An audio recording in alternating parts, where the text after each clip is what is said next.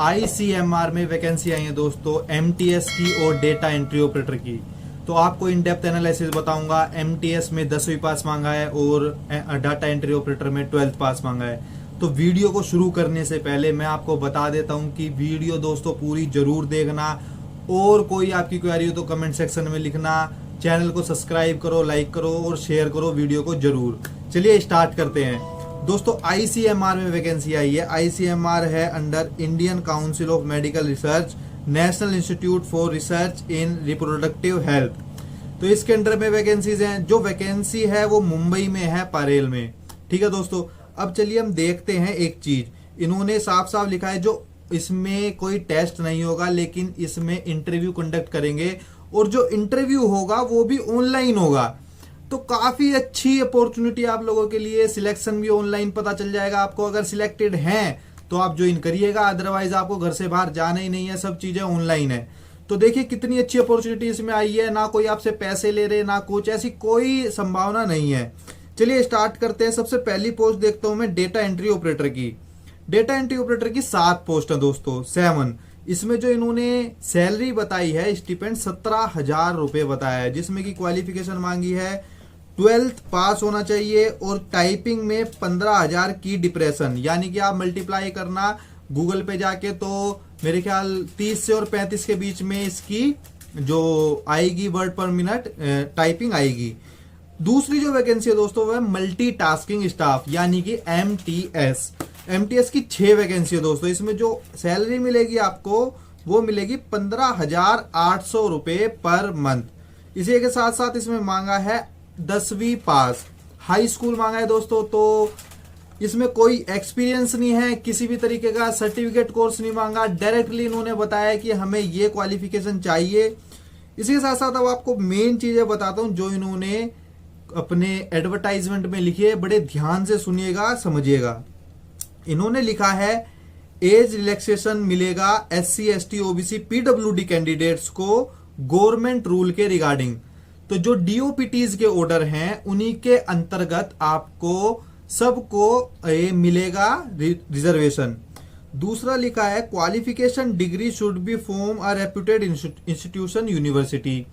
तो मतलब कि जो आपने जो भी क्वालिफिकेशन की हुई है वो फर्जी ना हो, वो किसी रेप्यूटेड ऑर्गेनाइजेशन से होनी चाहिए। अब आगे हम बात करते हैं इसमें कि आप सिलेक्ट अप्लाई कैसे करना है दोस्तों। काफी बच्चों की ये क्वेरी रहती है, सर ये बताओ कि अप्लाई कैसे करना है। तो मैं आपको बता दूं, देखो इन्होंने साफ साफ लिखा है candidate who will be interviewed online if they are selected will have to produce original documents of their qualification, age, experience before joining.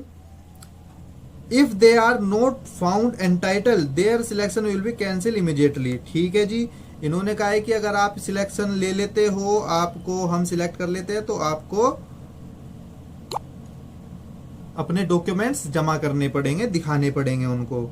Applying for post, इसमें इन्होंने बताया है दोस्तों अप्लाई करने का प्रोसेस भी डायरेक्टली इन्होंने लिंक दिया हुआ है। आपको वहां पे जाना है और वहां पे क्लिक करते ही न्यू रजिस्ट्रेशन करना है।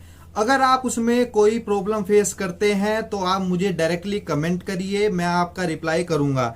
दूसरी बात इन्होंने ये भी बताया नोटिफिकेशन में कि आपको ऑनलाइन कैसे इंटरव्यू देना है। आपको अपने मोबाइल में जूम ऐप डाउनलोड करनी है और उसकी देखना है नेटवर्क कनेक्टिविटी प्रॉपर होनी चाहिए, नहीं तो वो आपकी जो ऑनलाइन इंटरव्यू की प्रोसेस है वो डिस्कनेक्ट कर देंगे। इसलिए मेक श्योर आपका इंटरनेट कनेक्शन प्रॉपर होना चाहिए और जूम ऐप को डाउनलोड कर लेना।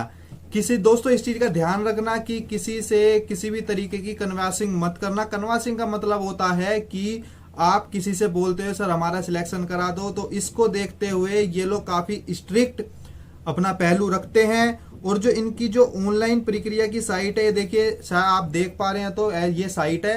तो इस पे आपको जाना है, लिंक डिस्क्रिप्शन में दूंगा, एडवर्टाइजमेंट का लिंक भी और अप्लाई करने का लिंक भी। तो इसको आपको अप्लाई करना है दोस्तों। डायरेक्टली अप्लाई का लिंक इन्होंने दिया हुआ है। 7 पोस्ट डाटा एंट्री ऑपरेटर की है, 6 पोस्ट मल्टीटास्किंग स्टाफ की है। अब दोस्तों मैं आपको बता देता हूं इसमें काम क्या होता है। डेटा एंट्री ऑपरेटर का प्रॉपर वर्क होता है कि data entry related to computer work.